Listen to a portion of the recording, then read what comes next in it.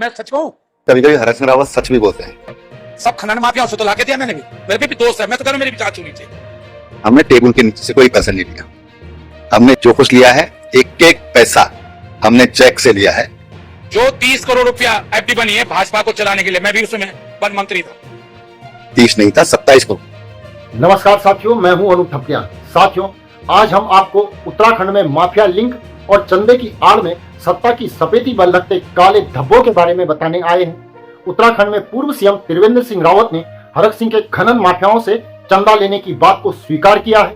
पूर्व सीएम का यह बयान किसी राजनीतिक विस्फोट से कम नहीं है। पूर्व मुख्यमंत्री के इस कबूलनामे से बीजेपी में हड़कंप मच गया है।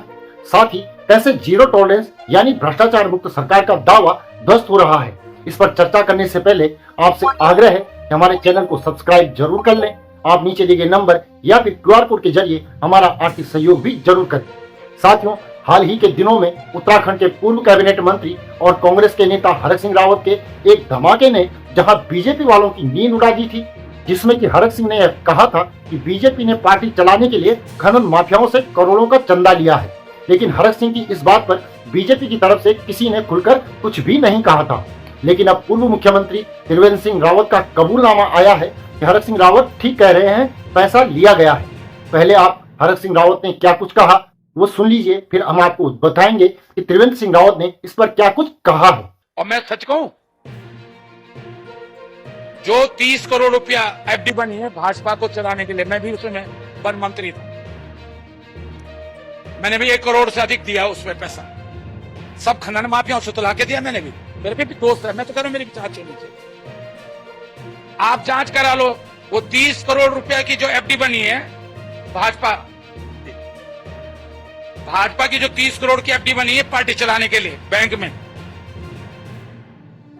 उसमें किस किस ने पैसा दिया है ईडी जांच कर ले। पूरी भाजपा जेल में होगी अगर ईडी ईमानदारी से जांच कर दे।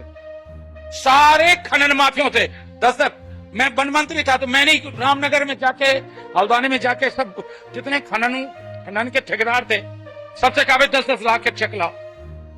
मैंने खुद कहा, मैं भी दोषी हूं उस मामले में।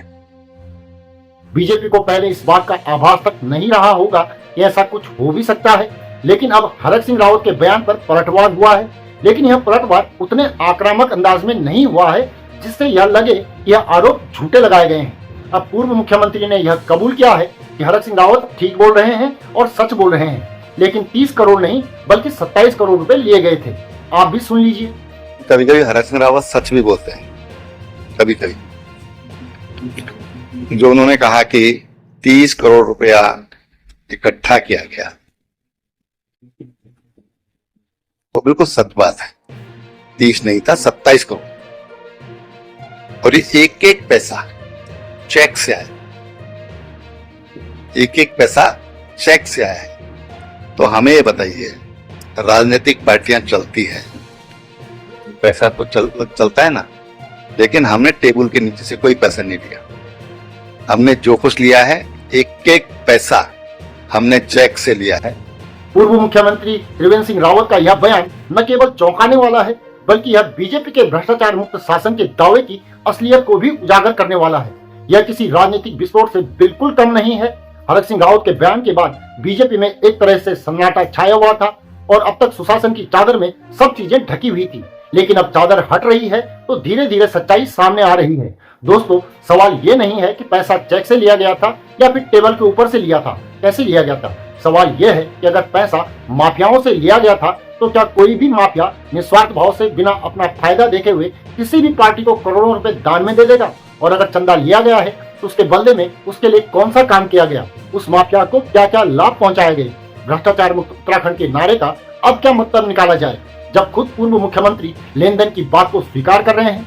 बीजेपी खुद को भ्रष्टाचार मुक्त पार्टी के रूप में दिखाती है, लेकिन जब उसके ही वरिष्ठ नेता खुलेआम माफियाओं से पार्टी फंड की बात को स्वीकारते हैं तो लोकतंत्र का आधार हिलता है और उत्तराखंड देवभूमि का विश्वास भी डगमगाता है।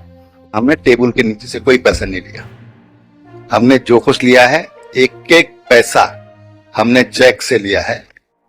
और अगर हरक सिंह रावत की निगाह में ये अपराध है, अफवाह है या क्या है, क्या सोचते हैं, तो उनकी चिंता का विषय है। उत्तराखंड में पार्टियों के इस माफियाओं से मिलने वाले चंदे को लेकर आप क्या सोचते हैं? आपकी राय हमें कमेंट करके जरूर बताएं।